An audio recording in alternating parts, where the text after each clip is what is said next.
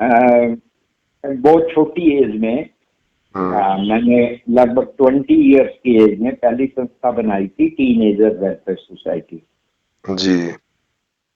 और वो इसलिए बनाई थी कि एक मेरे कॉलेज में पॉलिटिकल साइंस के एक प्रोफेसर होते थे, मिस्टर थापर। मैंने ऐसा टीचर अपनी लाइफ में नहीं देखा जी। तो मेरे अंदर राज्य का चेंज, जब वो स्टेट पढ़ा रहे थे तो मैंने एक सवाल करा उनसे। मैंने कहा राज्य जो है मॉडर्न आधुनिक राज्य आप सर कह रहे हो, मेरा एक छोटा सा सवाल है कि दुनिया में कोई ऐसा राज्य है जो पॉजिटिव हो? उन्होंने मुझे कहा आप स्टाफ रूम में आएंगे इस पीरियड के बाद। मैं कहा जरूर सर। मैं जैसे स्टाफ रूम में पहुंचा तो उन्होंने पॉलिटिकल साइंस के और प्रिंसिपल को बुलाया हुआ था कि इस लड़के ने ये सवाल किया। मैं राजधानी कॉलेज से ग्रेजुएट हूँ और किताबों की चीजों से और से हटके पढ़ने का एक ललक पैदा हुई, वो पहले से थी। मैं वो थोड़ा सा परिचय इसलिए दे रहा हूँ कि आपने मेरे से एक बार बोल दिया था कि आपके एक्सपीरियंस क्या हैं, वो मर के साथ ना जाएं। तो मैंने कहा भाई एक आदमी इतना इमोशनल होके कोई बात कह रहा है तो बात तो करनी चाहिए। बिल्कुल। तो मैंने उसके आधार पे फिर वो करा। तो टीनेजर संस्था से जब वो हुआ तो मेरा प्रोफेसर ने मुझे कहा कि आप नेगेटिव राज्य किसे मानते हैं? तो सारे बैठे हुए थे। मैं सर संप्रभुता का मतलब जिसे आप सोवरन कह रहे हैं, वो सोवरन किस बेस पे है? आप मुझे कह रहे हो भारत संप्रभु है, तो भारत को संप्रभुता तो ब्रिटिश ने ट्रांसफर करी है। भारत को राज्य मिला है ना, पूरा राज्य ट्रांसफर हुआ है जी। और वो कांग्रेस पॉलिटिकल बेस पे तो हुआ नहीं था जी। कहने लगे आप कहना क्या चाहते हो? मैं क्या ये ट्रांसफर ब्रिटिशर ने क्यों किया? क्योंकि इतना साम्राज्य स्थापित करके क्वीन को क्यों खत्म किया? क्वीन की पावर, क्वीन जाने की एक रबड़ स्टैंप है, अगर उसके डेथ वारंट का भी पार्लियामेंट पास करती है तो उसे मोहर लगानी पड़ेगी जी। और मैं कहा भारत का प्रेसिडेंट एड एंड एडवाइस कर सकता है लेकिन वहां की क्वीन नहीं कर सकती। फिर मैंने कहा कि हम जब कॉमनवेल्थ में हैं जो ब्रिटिश रूल के अंतर्गत आए थे तो उसमें वेल्थ का क्या कंसेप्ट है? तो उनके दिमाग में एक बात आई, मुझे कहते कौशल आप ये ग्रेजुएशन क्यों कर रहे हो? मैं कहा सर मेरा शौक है राज्य को समझना, सत्ता क्या है जी। ये मेरा सब्जेक्ट है। तो फिर उन्होंने मुझे कहा कि आप जो भारत के नामचीन लोग हैं, धर्म के लोग, अध्यात्म के लोग, एक्टिविज्म के लोग और बड़े बड़े राजनीतिक दल जो हैं, आप इनके बीच में कुछ समय गुजारिए। जी। वहां से पहली यात्रा शुरू हुई पवनार आश्रम। मैंने अपना बोरिया बिस्तरा उठाया, पवनार आश्रम चले गया और उसका क्रेडिट मुझे, वहां जब मैं गया तो वहां मैंने क्या देखा कि उन लोगों ने, मैं रात को 2 बजे पहुंचा था, एक गाड़ी आती थी जनता एक्सप्रेस, वो बड़ी स्लो गाड़ी थी, हर स्टेशन पे रुकती हुई जाती थी और मुझे कोई जल्दी नहीं थी जी। तो मैंने उठाया और अपना बोरिया बिस्तरा, वहां जैसे एक मिडिल क्लास का आदमी जाता है, बढ़िया गद्दे वाला बिस्तर लेके, वो नया निकला था जापान का, वो लेके पहुंच गए जी। वहां जब पहुंचे 2-2:30 बजे तो मुझे उन्होंने सोने की जगह दे दी। मुझे उस समय मोबाइल होता नहीं था और उनके यहाँ लाइट की व्यवस्था भी नहीं थी उस जगह। तो जब मैं सुबह उठा 4:30 बजे, 2 बजे लेटर आई, इन्होंने घंटी मार दी 4:30 4 बजे, भाई प्रार्थना होनी है 5 बजे। मुझे बड़ी हैरानगी हुई, ये करते क्या है भाई, इतना बड़ा संगठन और ये आदमी के ऊपर अपनी हार्ड वैल्यूज को लाते हैं। जब मैं सुबह उठा तो मैंने देखा, जब दिन हुआ, अरे इन्होंने तो मुझे खेत में सुला दिए मेरी जानकारी के बिना। मैं कहा कोई जीव जंतु मेरा लिहाज क्यों करेगा, वो काट लेता तो। जी। तो मैं जब विनोबा को मिला है ये इस घटना में, सुबह इन्होंने प्रार्थना पे जब घंटी मारी, वहां गया मैं, तो ये बैठ के सब वो विष्णु सहस्त्र नाम का नाम ले रहे हैं रिदम जी। और महिलाएं और ये वो। मैं जाके इनका एक बेंच था वहां लेट गया। वहां लेट के वो मुझे कहते हैं, बात हुई, कहने लगे जी प्रार्थना हो रही है, आप लेटे हुए हैं। मैं कहा जी आप बैठ के करते हैं, मैं लेट के प्रार्थना करता हूँ, आपको क्या दिक्कत है। प्रार्थना तो एक कंसंट्रेशन है ना। वो लेट के उठ के, और ये मैं कहा बंद, ये जो आप बंद आंख का कर रहे हो, खुली आंख से तो एक्सीडेंट हो जाता है। खुली आंख में तुमने मुझे खेत में फेंक दिया, मैं तो बंद आंख में तो तुम बेड़ा गर्क कर दोगे। अब वो आगे बढ़े तो सुबह विनोबा से मिले, वो बोले जय जगत। मैंने कहा बाबा क्यों जय नगत चल रहा है। वो आदमी सुन्न हो गया। अब वहां से मिलते मिलते एक सवाल मैंने उनसे करा था, ये सवाल मेरी छोटी सिस्टर ने मुझे दिया था कि बाहर बसंत घर में पतझड़ कैसे होगा मिलन। विद इन बॉक्स मेरी बहन बड़ी छोटी वाली जो है बड़ी सुलझी हुई। तो मैंने बाबा से वो सवाल किया, उन्होंने कहा जी घर छोड़ दो जी। मैंने कहा जी आपने घर छोड़ा माता की वजह से, मैं घर में रह रहा हूं माता की वजह से। बाबा मुझे ये कैसे पता चलेगा कि तुम्हारी माँ सही है या मेरी माँ सही है। अब विनोबा जी चुप। तो मैंने उस आदमी को बड़े ध्यान से देखा। एक और इंसिडेंट है वो फिर बताऊंगा। वो अपनी टांगों को किसी को हाथ नहीं लगाने दिया, वो बाई चांस मेरे से लग गया तो कि मैंने ऐसे सवाल करे थे, मैं कहा नाराज ना हो जाए, मैंने पकड़ लिया, वो भी भूल गया और सारा आश्रम इकट्ठा हो गया। जी जी। विनोबा जी मतलब विनोबा भावे की बात कर रहे हो? हाँ जी हाँ जी, और कोई नहीं है। विनोबा अच्छा। भावे से भी ज्यादा सुलझे हुए उनके भाई थे बालकोवा। Okay okay. उनके पास उनसे ज्यादा अध्ययन था। उनका भी मेरे को बड़ा अच्छा डिस्कशन और बातचीत मिली। लेकिन मेरे को वहां जाके ये तो पता चला कि इसे औद्योगिक घरानों ने अपना व्यक्ति बनाया हुआ है। जी। मैं कहा पापा तुम कृषि खेती कर रहे हो जिसमें आप वैसी चीजों का इस्तेमाल करते हो। छोटा सा कोई मेरा ख्याल 2 बीघे का ग्राउंड है उनके पवनार आश्रम में, सेंटर में।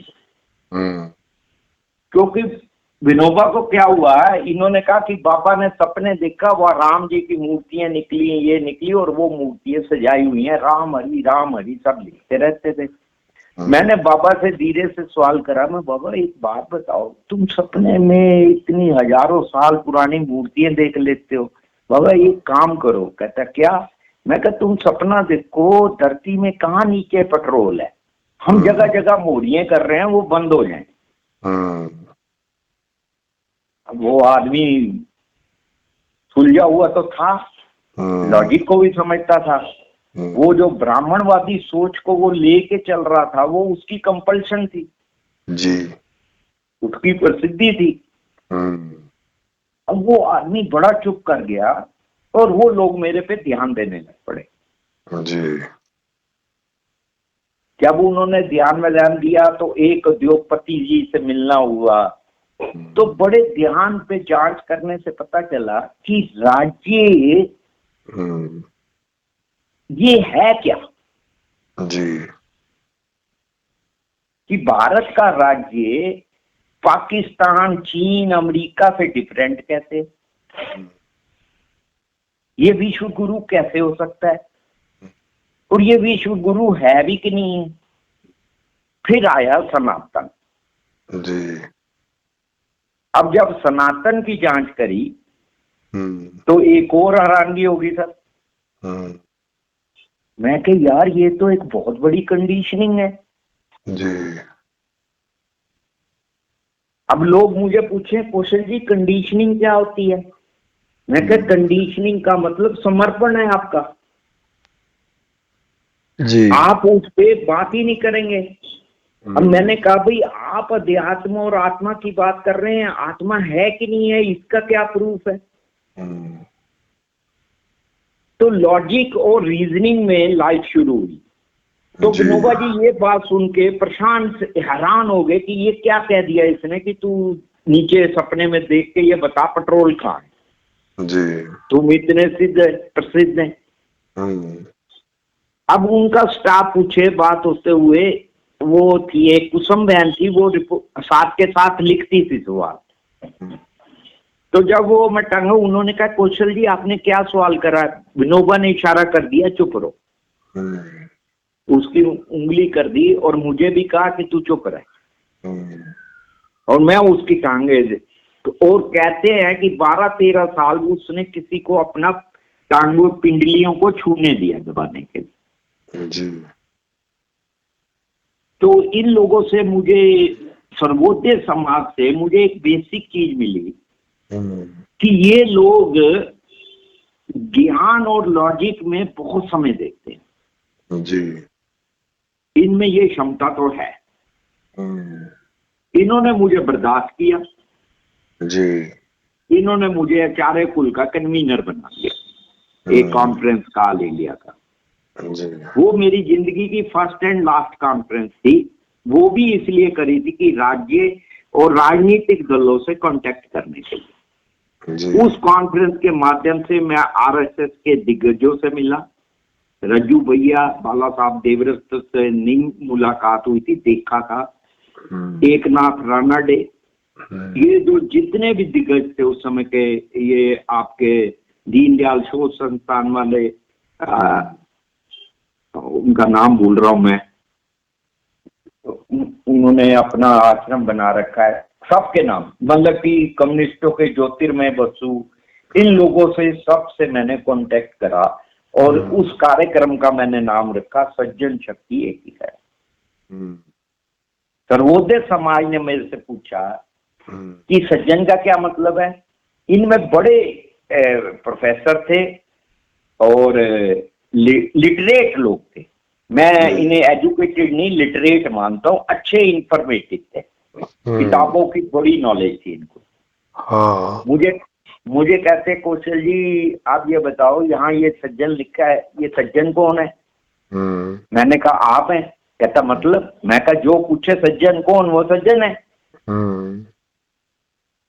अब इनको इससे, और उस समय जो 5 विषय मैंने रखे, जो कि मैंने बाल विजय सारे आचार्य कुल का विरोध करके अपने विषय सुने। वाई वोटिंग, वोट क्यों, उसमें 5 विषय रखे थे। ग्राम का शोषण क्यों है, उस पे इन लोगों ने बात ना करते हुए ये लोग बात घुमाने लगे। मैंने कहा ये बात क्यों घुमा रहे, तो जांच करने से पता चला कि संगठित व्यक्तियों में जाकर आपका ज्ञान और आपकी बात कुंद हो जाती है, आपकी जांच खत्म हो जाती है जी। आपको वैज्ञीय सुविधाएं मिल सकती हैं, आपका लिंक बन सकता है, आप कुछ भी कर सकते हैं। तो जांच करने से पता चला कि इस सारे ट्रस्टी बोर्ड कौन है, उसकी जांच करी मैंने। सर्व सेवा संघ का ट्रस्टी कौन है, ठाकुरदास बंग, एक सिद्धराज डड्डा, बड़े, उनको मैं 85 प्लस में मिला, लगभग 90 तक मिला, राजस्थान के थे, फिट बिल्कुल जी। उनका दिमाग बिल्कुल ऐसे था जैसे 25 साल का युवा का होता है। मैंने कहा सिद्धराज जी आप ये सब छोड़ो, आप ये लिखो आप क्या खाते हो जी। आपकी आयु कैसे बढ़ी। वो मेरा हाथ पकड़ के कहता कौशल आज तक किसी ने ये सवाल ही नहीं करा। इनको ये पता चला कि ये आदमी कुछ हटके बातें करता है, तो ये लोग अपनी कंडीशनिंग को बड़ा करने लगे और मेरे लॉजिकों को इग्नोर करने लगे। जी। तो फिर मैंने आचार्य कुल की कॉन्फ्रेंस के बाद उस संगठन से हमेशा के लिए नाता तोड़ दिया। कोई विरोध में नहीं, ये देखा कि ये मेरी जांच में बाधा है जी। मेरे को जो इनसे समझ आना था तो समझ लिया। मेरे से एक व्यक्ति ने सवाल करा था कि आप विनोबा को समझे? मैंने कहा जी मैं नहीं समझा। एक बात कहता हूँ, विनोबा मुझे समझ गया। कहते मतलब? मैं कहा वो आदमी इतना एक्सपीरियंस्ड है, उसने इतना अध्ययन किया है, मैं उसे इग्नोर नहीं कर सकता। मेरे पास अभी उस जितना एक्सपीरियंस नहीं है।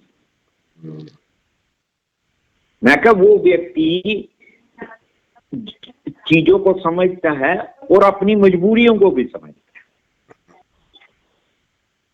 फिर आप आगे चले तो फिर जब जेपी आंदोलन शुरू हुआ था, जिसको मैंने लंगड़ा आंदोलन का नाम दिया था, और ये जो अभी एक पार्टी जिस आंदोलन से निकली, इसका नाम मैंने अंधा आंदोलन रखा था। मैंने लोकपाल पे सवाल खड़ा करा कि भाई ये जो लोकपाल आप ला रहे हो, एक और एजेंसी कर रहे हो जो लूट में हिस्सेदारी करेगी। मैं कब ये जो लोकसभा का मेंबर है, ये आपने लेजिस्लेटिव आया क्यों है? ब्यूरोक्रेसी और न्यायालय पे ये निगाह रखने के लिए कि वो ब्राइब ना करे, घूस ना ले जी। और हमारा लेजिस्लेटिव घूस में हिस्सेदारी करने लगा। तो मैं कहा ये एक नया आदमी जो आप लोकपाल ले आओगे वो क्या करेगा? तो भारत राज्य का प्रयोग वो फेल हुआ क्योंकि उसमें से वो एक्चुअली एक डिक्टेटर निकालना चाहते थे। भारत को एक डिक्टेटर की जरूरत थी, लेकिन कुछ एक्टिविस्टों ने व्यक्तिगत चीजों को, कुछ चीजों को फ्रीडम ऑफ एक्सप्रेशन और इन चीजों को महत्व देते हुए राज्य की इस साजिश का विरोध किया जी। तो वो हैंग हो गया। अब जो आंदोलन दुनिया में उठेगा भारतीय राज्य के द्वारा या बीच में, वो भी वो अंधा लंगड़ा लूला तीनों होगा। और ये जो संगठित लोग हैं, जो राज्य का इंटेलिजेंस है, जो थ्योरी ऑफ डिस्टरबेंस को राज्य मानता है, उससे राज्य को कैसे निकाला जाए? धन बल से बड़ा धर्म बल है। अब धर्म क्या है, इसकी जांच शुरू करी और 90 से शुरू करी जी। 1990 कि भाई ये धर्म सत्य क्या है, पहले साला सत्य का स्यापा खत्म करो। अध्ययन करा 10 साल, सुबह निकल जाना, इनकी हार्ड वैल्यूज को माना, सुबह 5-6 बजे निकल जाना, और 5 बजे क्या 4 बजे निकलना, और दिन होने पर पूरी एक्सरसाइज करके थक के घर आना। इसकी जांच करी तो जांच करने पे पता चला यार कितना बड़ा इडियट बनाया हुआ है, इन्हें पता है कि नहीं पता है। फिर जिंदा सत्य अर्थ की क्लैरिटी आई, अपनी पत्नी से शेयर करी। 5 साल चुप कर गए दोनों, कहती सब पागल, महापागल, माँ खपती, सारी लानतें मिलेंगी तुम्हें। मैं क्या भाई लानतें मिलेंगी, कोई बात नहीं। अचानक क्या हुआ, एक व्यक्ति लाइफ में आया, उसकी पति पत्नी दोनों ने वादा कर दिया कि हम अपने बच्चों को भी कुर्बान कर देंगे, एक बेटा भी, लेकिन समझौता नहीं करेंगे। उसको भी टीनेजर, फिर राष्ट्र निर्माण संस्था बनाई, उसमें फिर एक बहुत बड़े bureaucrat doctor BD Sharma Bharat Jan Andolan करा, उसमें राष्ट्र निर्माण का समन्वय कर दिया गया। तो मैंने एक बात हमेशा कहता था, बीडी शर्मा के पास बहुत अध्ययन था, और उन लोगों ने और शुक्ला जी ने मिलके जो डंकल रिकमेंडेशन 4500-4800 पेज की किताब थी, वो भारत के 8-10 लोगों ने पढ़ी, तो मैंने भी पढ़ी है जी। उस पे मैंने 3 सवाल खड़े करे। मैंने सवाल खड़ा करा, उसमें डॉक्टर बनवारी लाल शर्मा थे, बीडी शर्मा थे, 3-4 और ब्राह्मणवादी सोच के थिंक टैंक के लोग ये हैं जी। मैंने बीडी शर्मा जी से बात हुई तो एक ज्ञान सिंह होते थे आपके हरियाणा के, बड़े अच्छे एक्टिविस्ट थे, उन्हें बड़ी कम्युनिज्म की और इन चीजों की अच्छी नॉलेज थी, समाजवादियों की। तो मैंने उन लोगों के बीच में जब समय दिया तो डॉक्टर बीडी शर्मा, मैं कहा डॉक्टर साहब एक दिन पता क्या हो जाएगा, भारत जन आंदोलन का बैग लेके आप घूमेंगे और भारत जन आंदोलन नाम की चीज सड़क पे नहीं होगी।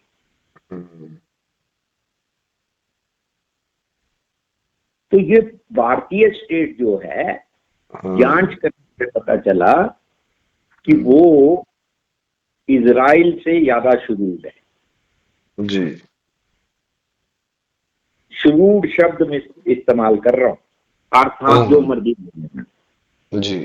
तो फिर पता चला कि ये लोग शुरूद होने की वजह क्या होती है, दूसरा होता है क्या कॉवर्डनेस होती है, ये भी आप जांच करें जी। और आप जो बात कर रहे हैं वो मेरे लिए नई नहीं है। इस बात में एक स्वामी मुक्तानंद होते थे, वो उनका नाम था आचार्य नरेंद्र, उन्होंने भी अपनी पत्नी से शादी करी थी और मित्रवत रहे थे जेपी की तरह, सर्वोदय के थे। उनको अच्छी नॉलेज थी, उनका मुझे बड़ा स्नेह मिला। तो मैंने उनको ये कहा कि आपकी हार्ड वैल्यूज को मैं सलाम करता हूं। मैंने कहा भाई आप जो हार्ड वैल्यू हो, आप संपत्ति छोड़ के बैठे हैं, एक संपत्ति, संसारिक आदमी संपत्ति पकड़ के बैठा है, सन्यासी संपत्ति छोड़ के बैठा है, तो संपत्ति कॉमन है ना, इसमें लाइफ थोड़ी है।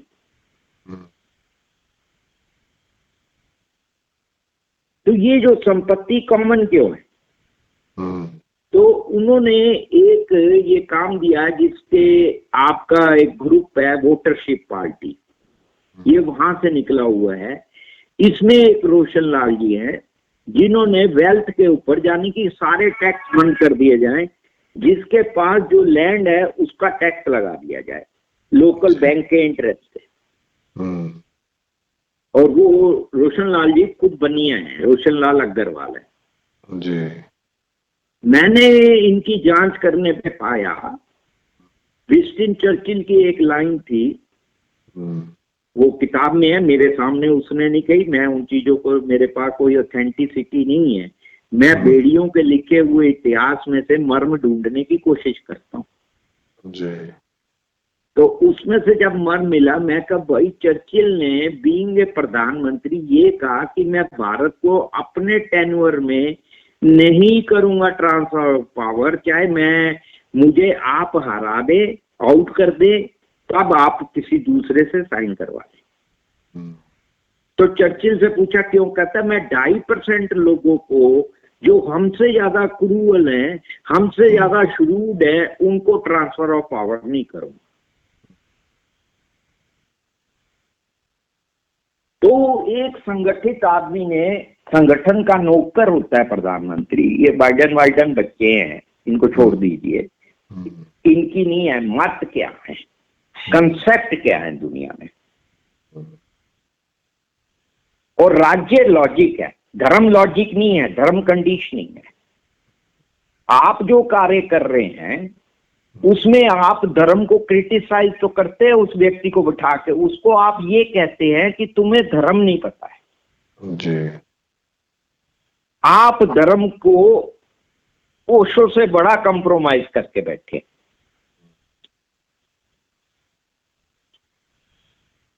मैंने कहा कि जो चीज धोखा है ये संगठित लोगों से स्थापित क्यों करवाया जाता है। तो जांच करने पे पता चला भारत की सत्ता, चीन की सत्ता, अमेरिका की सत्ता, रशिया की सत्ता,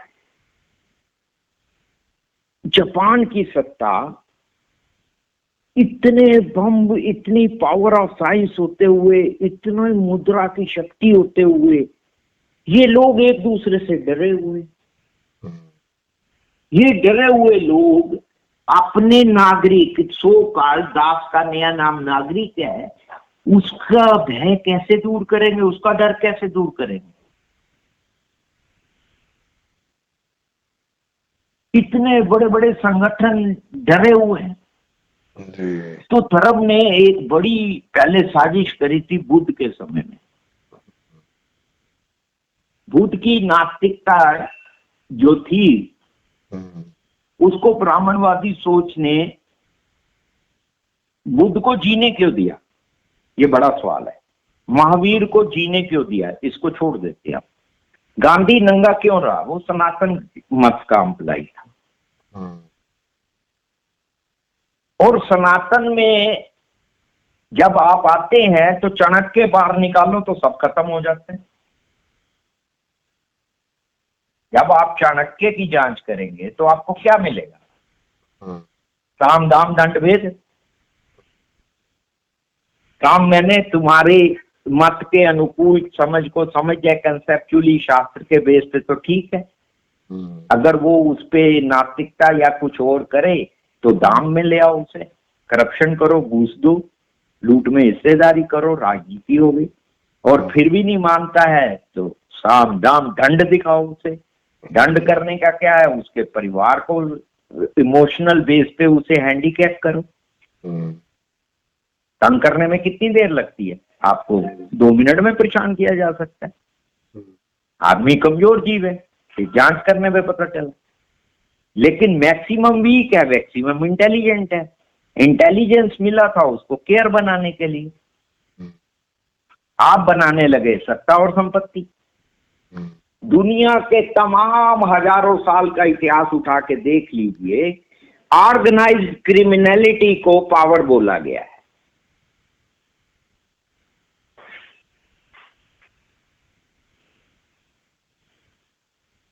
छोटी बंदूक, छोटा संदूक लेके क्या करेंगे, लिट्टे आया, लाल सलाम आया, क्या हुआ। जितना कमिटमेंट इन लोगों ने जिया, नक्सल मूवमेंट वालों ने, वो व्यवस्था में परिवर्तन ला पाए। उनसे मैंने ही उनको कहा, उनकी बड़ी मीटिंग में बोलता रहा, 90 में बोल के आया, मैं कहा तुम्हें राज्य मुफ्त में यूज कर रहा है, तुम्हारे से चौकीदारी करा ली माइंस और जंगल की, अब उन्हें चाहिए तुम्हें भिगा दिया जाएगा। मैं कहा तुम जंगल में रहते हुए मंगल में रहे हो, मैं मंगल में रहते हुए जंगल में रहा। ये व्यक्तिगत आधार पे मैं कहा तुम्हारे पास कोई कंसेप्ट नहीं है, तुम छोटा संदूक छोटी बंदूक लेके भाग रहे हो, भागते जाओ। तो उसी समय उन्हें कहा गया कि ये जो इच्छा है ये आर्बिट्ररी है। बुद्ध के समय में इच्छा को लेके आया गया साजिश के तौर पे, और इच्छाधारी नाग जो है, जिसको हर वो धर्म के अंदर छोटी मोटी मान्यता है, जिसको बोलते हैं विशफुल स्नेक, उससे क्या होता है, दुनिया में व्यक्ति अपनी इच्छा के लिए ही अभी क्राइम कर रहा है। अगर आज सेकुलर भारत में संगठित लोगों की इच्छा ही चल रही है हिंदू राष्ट्र, पाकिस्तान में इस्लामिक राष्ट्र उनकी इच्छा ही है, और इच्छा आर्बिट्ररी होती है। और संगठित आदमी की इच्छा, राजा की इच्छा, जैसे कि महारानी लक्ष्मीबाई से 62 साल के राजा ने 11 साल की लड़की से शादी करी, वो राजा अगर आज जिंदा होता तो पास्को एक्ट में जेल में चले जाता।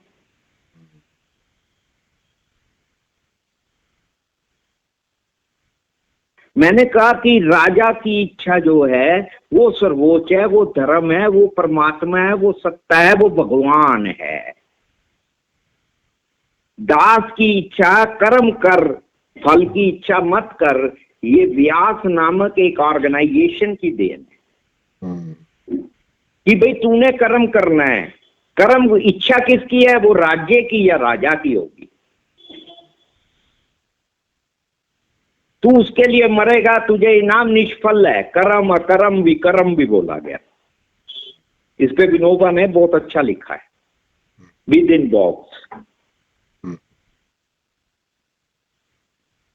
और राधा कृष्ण से अच्छा गीता का मार्मिक कोशिश करी विनोबा ने। He is not literate, but उस आदमी ने विद इन बॉक्स क्वेश्चन खड़े करे। उसने जेपी जब बीमार हुए थे, तो मैं तो उस समय इन लोगों के बहुत टच में था, तो जेपी को लिख के भेजा, जप्पू जी राम हरि जपो। गांधी फेल, जेपी फेल, सब फेल है और सब पास हैं। आदमी को कहते हैं जी सिस्टम चाहिए, बड़ी जांच करी, तो जांच करने से पता चला दुनिया के सारे मत ऊपर की उंगली के हैं।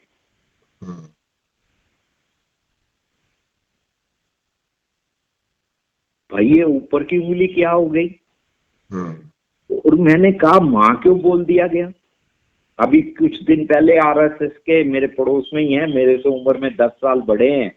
भाई ये तो संगठन है, मैं धर्म को छोटी चीज नहीं मानता। हिंदू सत्ता, सनातन सत्ता, इस्लाम सत्ता, खालसा सत्ता, ये छोटी सत्ताएं नहीं है। क्योंकि इनके लिए लोग अपना मुद्रा फेंक देते हैं, मुद्रा छोड़ देते हैं अपने। मैंने खुद देखा है 84 के राइट्स के बाद, जब गुरुद्वारा रकाबगंज में एक फंक्शन हो रहा था, इन्होंने ऑफसेट मशीन लेनी थी, ऑटोमेटिक, जो फोटोएं निकालती है प्रिंट, इनकी गुरु ग्रंथ साहब का प्रिंटिंग का एक ऑफसेट लेना था। उस समय वो 70 लाख का था। संगत ने अपने पैसे उठा के फेंकने शुरू कर दिए जी, जो उनके पास गहना था, जो कुछ था। तो मैंने देखा धर्म बल के आगे धन बल सरेंडर है। ये बहुत बड़ी चीज है। मुद्रा इररिलेवेंट है यहाँ तो।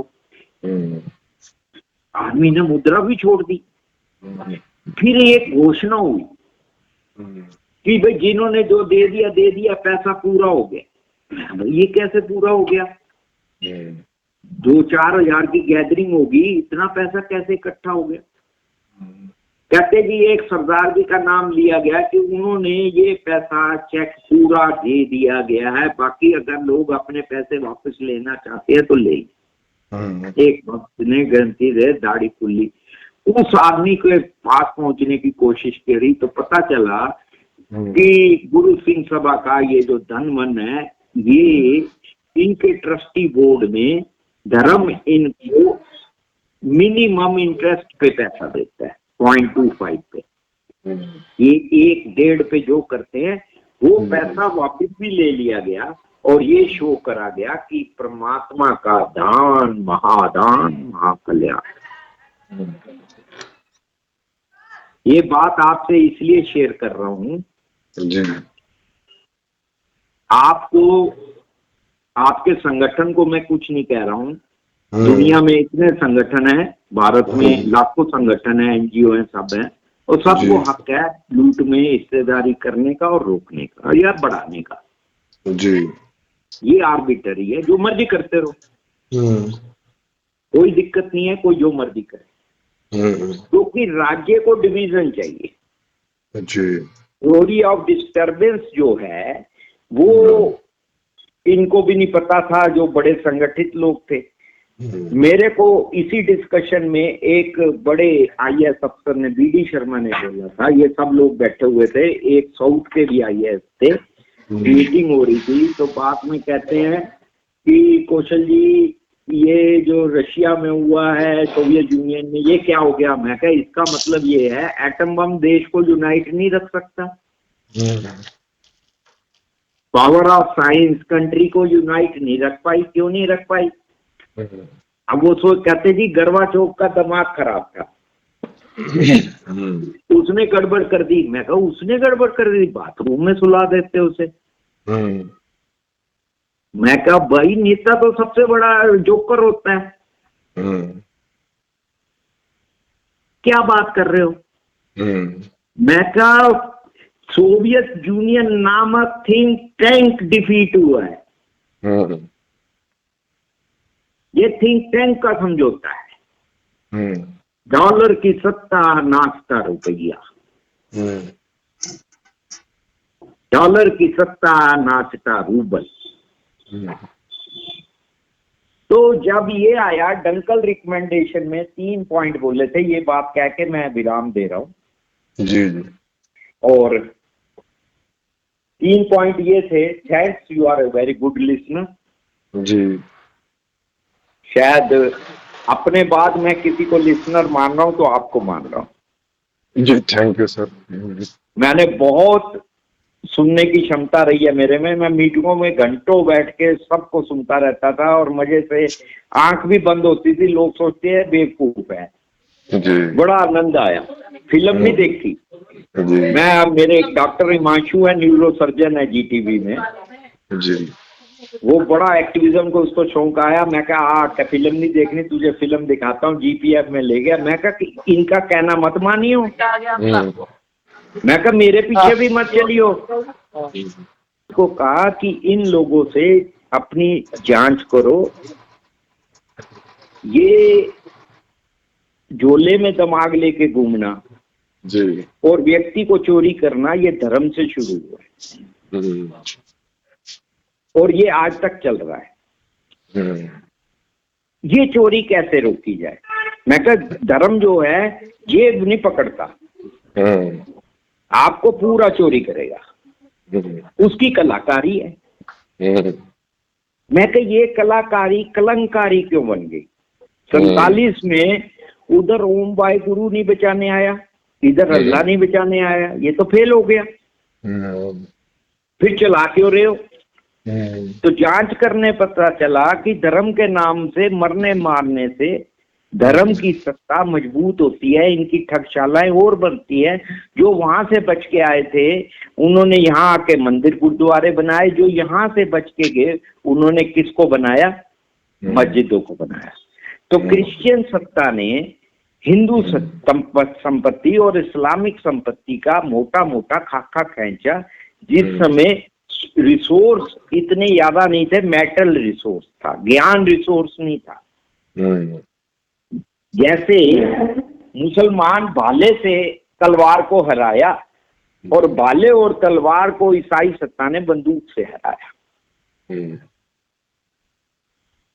और आज जो मॉडर्न राज्य है जहां पावर ऑफ साइंस है, उसको सेंसिबिलिटी ऑफ साइंस में कैसे लाया जाए, उस मीटिंग में मैंने 3 पॉइंट कहे थे। मैं कभी डंकल रिकमेंडेशन आप लाना चाहते हैं और भारत राज्य को उसमें जाना पड़ेगा, आप थोड़े दिन अभिनय करोगे। तो मैंने कहा भाई इसमें सबसे बड़ा सवाल ये है यूनाइटेड नेशन का क्या होगा।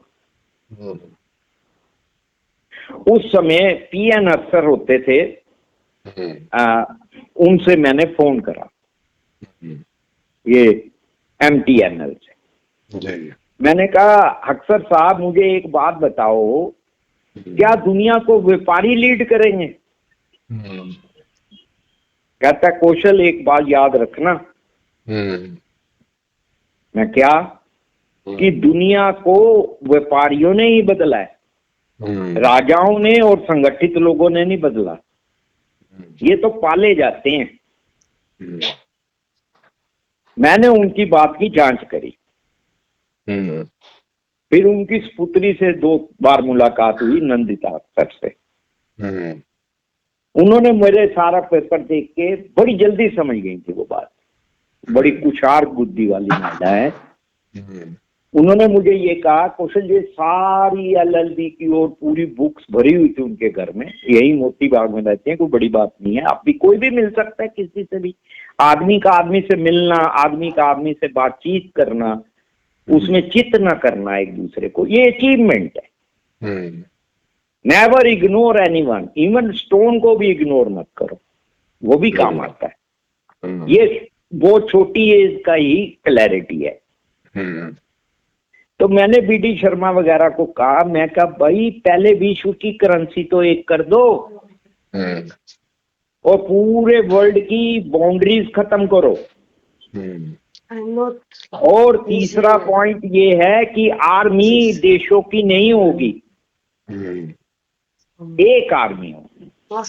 अब इन्होंने ये बात सुनी तो इन्होंने क्या करा, टाइम्स ऑफ इंडिया में मेरी कही हुई बात अगले दिन एक लेख लिखवा दी किसी और के नाम से। मैंने कहा ये ब्राह्मण तो ज्ञान चोरी करता है, ब्राह्मणवादी सोच। मैं कहा मुझे अफसोस नहीं है, भाव जाना चाहिए ताकि अब आप दूर हो। मैंने कहा भाई ये तो ज्ञान चोर है बहुत बड़े और संगठित है। तो आप इस बात पे जब इनके पास कोई जो मैं कहा स्टैंड ले सकते हो, तुम यूनाइटेड नेशन में भी टिप मांग रहे हो। आज मैंने ही रूल ऑफ केयर ने लिख के डाला, क्या है मेमना, वो भी डिवाइडेड। क्या रास्ता है, भारतीय स्टेट बोल सकती है जो रूल ऑफ केयर बोल रहा है। प्रोफेसर है एक दिल्ली यूनिवर्सिटी के वामपंथी, कहता पोस्टर देखता हूँ तो हैरान होता हूँ, फॉरवर्ड करने की हिम्मत नहीं पड़ती है, हम कमजोर हैं, इस कंसेप्ट के आगे हम डर गए। मैंने कहा ये आपकी इच्छा, जांच का अभाव है, डरने की जरूरत नहीं है। जांच करोगे तो मोहब्बत हो जाएगी, पैशन बन जाएगा। अभी वो जिंदा हैं, आप उनसे भी बात कर सकते हैं, बड़े सुलझे हुए इंसान हैं। वो भी ये सुन के वो संगठन से निकल गए। मैं कहा दुनिया में सबसे बड़ी प्रॉब्लम है संगठन, राजनीति, लूट में हिस्सेदारी है, पार्ट। मैं 50% ले लूंगा, मैं 2/3 ले लूंगा, क्या कर लेगा बावड़े। जब तक ऊपर की उंगली है तुझे ऊपर ही ले जाएंगे। जब तक मर्म नहीं आएगा, जब तक आदमी को लिविंग ट्रूथ, अर्थ वास्तव में है क्या, पूरा ब्रह्मांड, रिकॉर्ड पे लिख लीजिए, पूरा ब्रह्मांड और सूरज जो 40% है आग के गोले, जो विज्ञान बता रहा है, मेरी की हुई जांच नहीं है, अधूरी है या पूरी है आप जांच कर लेना, वो सब लिविंग ट्रूथ अर्थ को मार रहे हैं। ये कुदरत चिल्लाते रहते हो, मैं कहा कुदरत है क्या, तुम्हें मार रही है कुदरत, बेवकूफो। कपड़ा क्यों पहना हुआ है, तुम्हें नेचर ने दिया, आप तुम्हें नेचर ने दिए क्या, तुम्हें है को जानना है। आइंस्टाइन ने एनर्जी समझी है, बनाई नहीं है। न्यूटन ने ग्रेविटी समझी है, बनाई नहीं है। मैंने लिविंग ट्रूथ समझा है, बनाया नहीं है। ये साइंटिफिक इंफॉर्मेशन है जी, लॉजिक है। भारत राज्य आएगा नहीं तो मूर्ख कहलाएगा।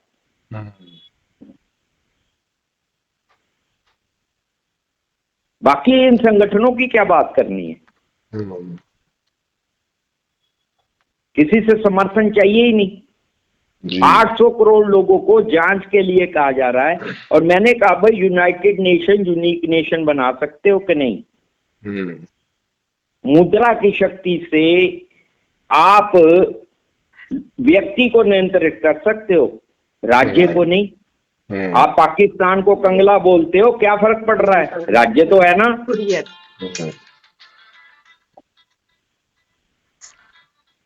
तो थ्योरी ऑफ डिस्टर्बेंस का अध्ययन करिए सर। जी जी।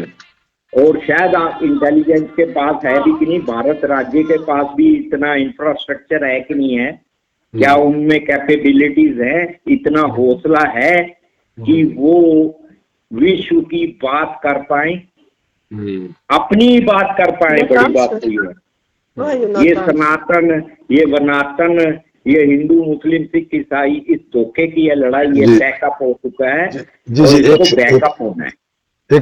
एक सेकंड सर। हाँ किधर हो आप? हाँ किधर में? किधर में? पतली गली का, कौन सी पतली गली? आए किधर से हो, नसीरपुर रोड से या किधर से? गली नंबर 2A है ये।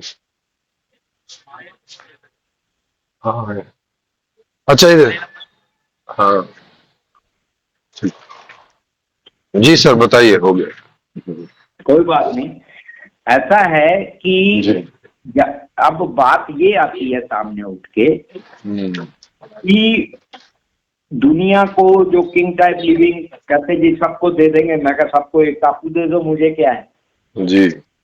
मुझे कोई दिक्कत थोड़ी है भाई। अगर आप सबको 1000 टन सोना दे देते हैं, मुझे क्या दिक्कत है। किसी को 1 लाख गेहूं की बोरियां बेच देते हो, मुझे क्या दिक्कत है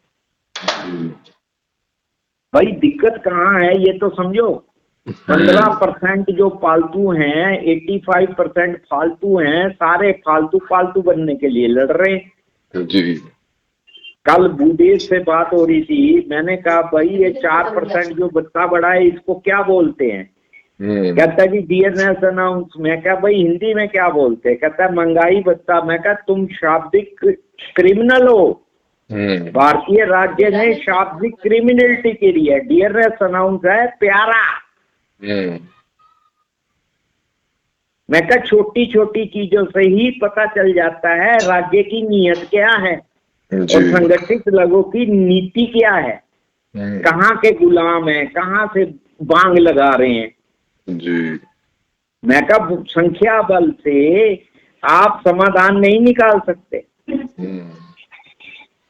भाई। भारत की सत्ता इतनी है, खालसा का समाधान निकाल के बता दो।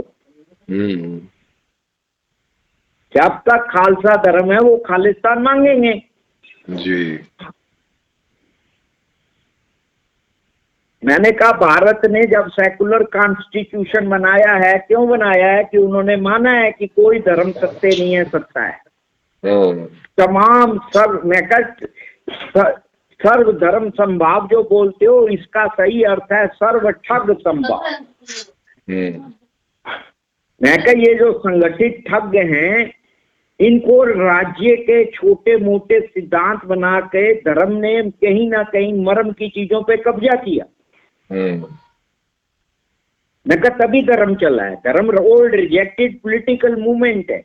लोगों को अच्छी लगी तो लोगों ने ली ना, लेकिन वो समाधान नहीं है। मरना मारना क्यों है इस पे सोचा ही नहीं है भाई। संभालना क्यों नहीं है। मारना क्या है, केयर देना। ये लिख लीजिए, इच्छा आर्बिट्ररी है। अपने बच्चे की इच्छा, रिश्तों की इच्छा, वो सब धर्म की इच्छा वो छोड़ दीजिए। लेकिन केयर देना युद्ध से मुश्किल काम है। युद्ध आसान है। ये जो संगठित उठाईगिरी थे, जो महलों को लूटते थे, उनकी दासियों को लूटते थे, औरतबाजी के, ये सारा लुटेरों का इतिहास पढ़ा रहे। मैं कहा कभी आपने टोडरमल की बातें करी जिसने चकबंदी वगैरह शुरू करी? अंग्रेज ने नहीं करी है, शेरशाह सूरी के समय में शुरू हुई। मुद्रा जो है वो सुविधा है। मुद्रा की मुर्दाखोरी अपराध है। जैसे चाकू से सब्जी काटना सुविधा है और चाकू को हथियार के औजार को शस्त्र के रूप में इस्तेमाल करना अपराध है। तो विद इन बॉक्स जो गलतियां हैं, उससे बॉक्स के बाहर निकल के बात हो सकती है। इच्छा विद इन बॉक्स है, जितना मर्जी चलाते रहिए। मैंने रोशन लाल जी मुझे अच्छे लगे। मैं क्या, आपकी बात विद इन बॉक्स बहुत अच्छी, आप करते रहिए, क्योंकि लोगों को आपसे डिस्टरबेंस नहीं चाहिए। ऑलरेडी राज्य से मिलती है डिस्टरबेंस जी। तुम्हारे लिए वो क्यों कंगले बन के घूमेंगे। वो राज्य के लिए तो पाल ही रहे हैं। वो राज्य को सबसे पहले पालता है व्यक्ति, उसको थोड़ी पाल रहा है। व्यक्ति राज्य को नहीं पालेगा तो क्या करेगा जी। आपको ही, जैसे प्रेम जी, आप जाते हो किसी सरकारी डिपार्टमेंट, प्रेम जी, कौन प्रेम जी, आप अपना कार्ड है, ये कार्ड आपका नकली है। आप अपना नाम नहीं साबित कर सकते थे राज्य ना चाहे। कुतर्क राज्य से शुरू होता है। संगठित लोग कुतर्क की सत्ता चलाते हैं जी, और आप उन पे डिबेट नहीं कर सकते। वो भय दिखाएंगे संख्या बल का। चोरा चोरी क्या था, राज्य का रिसोर्स क्या था? उस समय की मुद्रा ही लूटना था ना। वो तो ठीक है, पैसे ही 700 कुछ रुपए मिले। सोचे तो लाखों थे। तो ये सब चीजों पे जब आप जांच करते हैं, एक ही एंड में बात आती है, अगर अंग्रेज आपको केयर देता तो क्या आप अंग्रेज को वापस करते? भारतीय राज्य को जब एक सवाल खड़ा कर दिया तो भारतीय राज्य ने सारी जिंदगी गर्दन हथेली पे लेके घूमे, तो नाराज हो गए कि भाई आप पॉजिटिव नेगेटिव की बात क्यों करते हो। मैं कहा भाई मैं तो जांच करने की बात कर रहा हूं, मैं तुमसे कुछ मांग रहा हूं। मैं कहा तुम अपने पद और पाद संभाल के रखो, मेरे पास बड़े पाद हैं। मैं कहा आपके सब प्रयोग फेल हैं, आप जबरदस्ती सही सिद्ध करना चाहते हो। मैं कहा भाई राम राज्य की बात कर रहे हो, मैंने एक वामपंथी थिंकर हैं, उन्होंने मेरे को राम के लिए और रामनवमी पे लिख के भेज दिया। मैंने एक छोटा सा सवाल लिखा, why love Kush not implement Ram राज्य। जवाब ही नहीं आया। और मैंने कहा भाई जिस चीज को तुम मान रहे हो पहले ये बताओ वो दुखी है या सुखी है, वो कल्पा हुआ है या सुलझा हुआ है।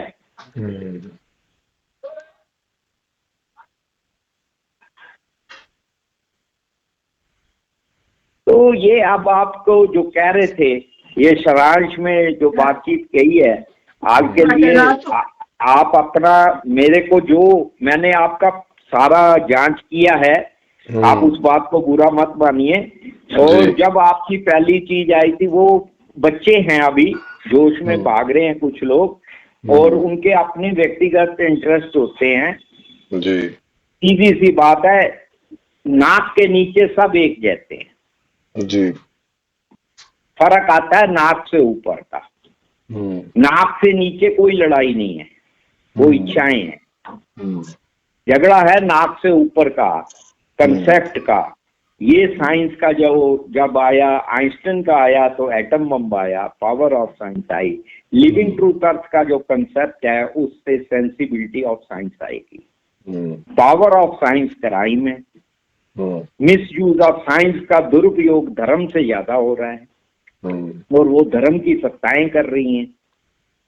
मुद्रा की सत्ता छोटी है, मुद्राशाही धर्मशाही से छोटी है जी। तो जब भी अगर आपको आउट ऑफ बॉक्स आना है, पहले धर्म के संगठित देखो, जो वैल्यू सिस्टम मर्म नहीं है, मर्म हर आदमी जी रहा है। वामपंथी ने मेरे से सवाल कर दिया, बनारस से आगे गाजीपुर है, कि कौशल जी आदमी को नियंत्रित कैसे करोगे आपकी बात में। मैं कहा बेवकूफ, आदमी तो नियंत्रित है। कहता मतलब? मैं कहा मैं दिल्ली से यहाँ आया हूँ, व्यक्ति ने तो मेरा साथ दिया है। तो कहना जी फिर नियंत्रित कौन है? मैं कहा तुम्हारा संगठन, तुम्हारे ये जो 10, 12, 15 भेड़िए घूम रहे हैं, आप जाके को जी इसको बांध दो। तो खतरा तो संगठित से है ना, व्यक्ति से कहाँ खतरा है? तो मैं क्या व्यक्ति को क्यों तंग कर रहे हो? राज्य के सर पे चोट लगी हुई है, व्यक्ति के पैर पे पट्टी बांध रहे हो। स्टॉप दिस छल कपट, सेल्फ अब्यूजर। क्षमा कीजिएगा, साजिशों का टाइम चले गया दुनिया में से। एक मैसेज भेज दूंगा आपको, दुनिया के संगठित लोग सोच लें, वो आवाम को मूर्ख बनाने जाएंगे, एंड में खुद मूर्ख बन जाएंगे। वो समय चले गया। आदमी बक्से से बाहर निकल चुका है, पर वो संगठित नहीं है, और उसे संगठन की जरूरत भी नहीं है। दुनिया के हर व्यक्ति को जहां भावात्मक क्षति होगी लिख लेना, where there is emotional loss 100% there is economic loss. How to become human is emotional intelligent. Maximum intelligent क्या है? केयर बनानी है, नेचर से आगे जाना है, सुनामी से बचना है, भूचाल से बचना है, छत चाहिए। ये तो मोंटू ने, बहुत लोगों ने बहुत पहले लिख दिया था। दुनिया में अध्ययन करने वालों की कमी नहीं है, और आदमी हमेशा से मैक्सिमम इंटेलिजेंट था, लेकिन संगठित आदमी अपने लस्ट के गुलाम होते हैं, अपनी सत्ता के गुलाम होते हैं, और सत्ता का भोग कर पाए या ना कर पाए, तख्त मिल जाए या ताज मिल जाए, दोनों एक जैसे हैं, दोनों एबनॉर्मेलिटी हैं। एक आदमी आपको गाली दे रहा है, वो एबनॉर्मेलिटी आपके अनुकूल नहीं है। एक आपको माला दे रहा है किसी मीटिंग में बुला के, अच्छी लगती है, this is also equally abnormality. वो एबनॉर्मेलिटी आपको सूट करती है। आओ जी। तो आदमी जो है मैक्सिमम इंटेलिजेंट है, इमोशनल है, और दुनिया की किसी भी सत्ता के अंदर अगर आपने कुछ और आगे जांच करनी है, अट्रैक्शन क्या है, अट्रैक्शन क्यों होती है, अट्रैक्शन वैल्यू सिस्टम को क्यों खत्म कर देती है, आदमी ऐसा क्यों है। अभी व्यक्ति को समझने में दुनिया की सत्ताएं भय की प्रीत चला रही हैं, भाव और ज्ञान की प्रीत तो शुरू ही नहीं हुई है।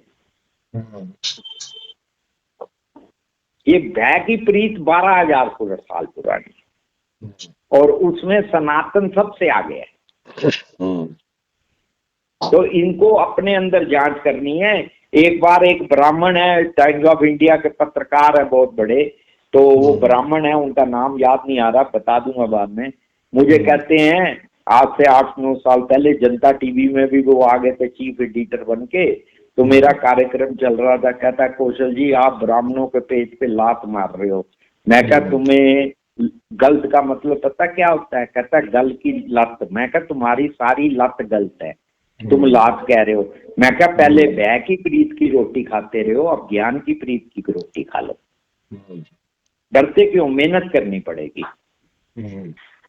मैं कहा तुम टिक्के लगा के हार्ड वैल्यू से नंगे पांव घूम के जी ये 6 महीने खाना नहीं खाता, मैं क्या हो गया, इसका अचार डालू।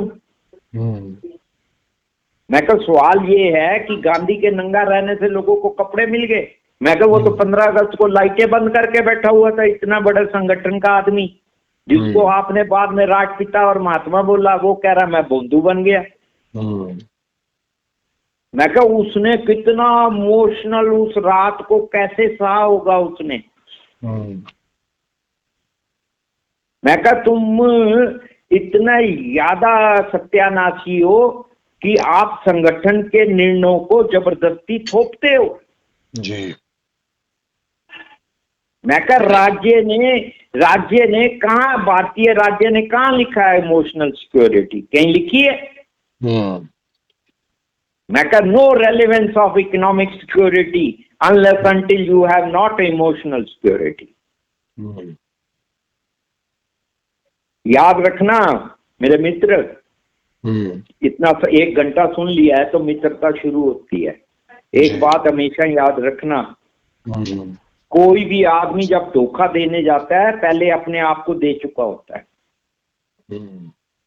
और दुनिया में संगठित आदमी सबसे बड़े कायर होते हैं। हर डर में हर जानवर अटैक करता है। डर ही खौफ को पैदा करता है। आदमी इमोशनल इंटेलिजेंट है, वो गाय भैंस कुत्ता बिल्ली। एक डॉक्टर बीनियन थे, बड़े समझदार आदमी थे, ये नक्सलियों के बीच में MBBS करके भी वो लाल सलाम में घुस गए थे। तो एक मीटिंग में थे, मेरे को उन्होंने सुना आपकी तरह, तो वो बाद में पता क्या कहता, मैं कहता ये आदमी नहीं आएगा, ये बहुत और तरह से एनालिसिस कर रहा है। बिल्कुल सही एनालिसिस है। कहता है इसको कैसे ये कैनवस में कैसे आएगा। अगर वो जिंदा होते तो आप मिलते उनसे। ऐसे लोग भी मिले हैं जिंदगी में। एक आदमी ने थोड़े दिन पहले मुझे फोन करा, मेरे पिता का दोस्त था, 35 साल का, हाँ 35 साल पहले। तो उसने ये कहा, कहता कौशल जी सारे सवालों का जवाब दे दिया। कहता मैं तो सोच रहा था कैसे, मैंने पहचाना ही नहीं। कहता मैं बोल रहा हूँ, मैं कौन? मैंने कहा जी मैंने आवाज सुनी लग रही है लेकिन पहचान नहीं रहा। कहता बेटे मेरा दिल कर रहा है मैं उड़ के तुझे मिलने आ जाऊं, पर मेरी टांगे खराब है, तुम रजौरी में आओ तो मुझे मिल। मैं कहा मैं उधर आऊंगा तो मिलूंगा, पर मैं वादा नहीं करता हूँ। 1 घंटा आपकी तरह सुना। वो कहता है कंप्लीट हो गया फॉर मी। कहता हम अर्थ में यूज हो रहे हैं, सालों ने समझाया ही नहीं। कहता तुमने काम कर दिया है, निश्चिंत होकर बैठ। तो बस ऐसे लोग भी मिलते हैं जो जिंदा कर देते हैं, ऐसे लोग भी मिलते हैं जो गोद में बैठ के दाढ़ी खींचने लगते हैं। दोनों को मैं नॉर्मल नहीं मानता जी। मेरे को कोई दिक्कत नहीं है, आप जितने मर्जी नारे मारें, आप भारत की सत्ता, चीन की, अमेरिका की, सबकी ले ले, मुझे कोई दिक्कत नहीं है। मैं भाई जो इस समय आप बीजेपी है, कल कांग्रेस थी, हमें क्या फर्क पड़ा? सब जमानतें करा के बैठे हुए हैं। राज्य ने तो साबित कर दिया है कि ये क्रिमिनल है। जनता को नहीं समझ आती ना बातें।